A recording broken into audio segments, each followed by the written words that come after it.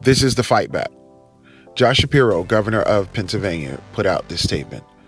Over 2 weeks ago, the Trump administration issued a directive freezing federal dollars that were legally appropriated by Congress to states.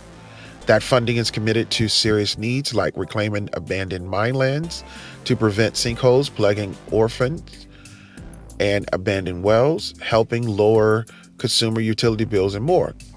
Since the funding freeze, multiple federal judges have ordered the Trump administration to restore access to the funding Pennsylvania was promised under the law. But they still haven't done so.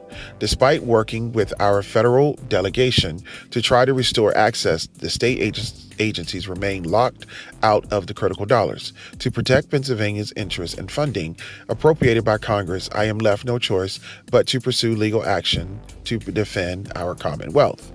Okay, we got it. So what does that mean, right? So it looks as if that he is suing the Trump administration for what he is calling unconstitutional hold of more than $2 billion in federal funding.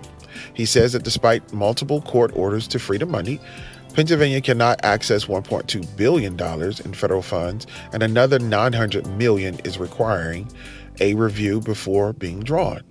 So it looks as if that Josh Shapiro is playing offense. To me, it's like we're just going to court to go get that money and hopefully get an injunction. But I get it. This is how the process works. And part of the problem is that because the process is so damn slow, money's may be spent already, but hey, this is what's supposed to happen. He's playing offense, and I hope other states follow suit. I actually want states to arrest this clown.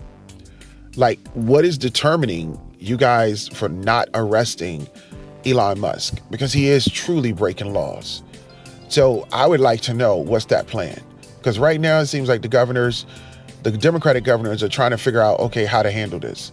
It looks as if they're caught off guard. It looks as if they don't know what to do. It looks as if all those different things. So I'm trying to figure out, what's the play here? What is the plan? Because the delay is causing this dude to continue to withdraw funds that are allocated from your state. So hopefully this civil injunction, hopefully you get a civil injunction, hopefully, but as we know that he ain't following the court orders. So who gonna check him? That's what I would like to know. And I know that may be a long-term thing, but I'm sick of the politicians acting shocked. Now you got to fight fire with fire instead of taking a butter knife to a gunfight.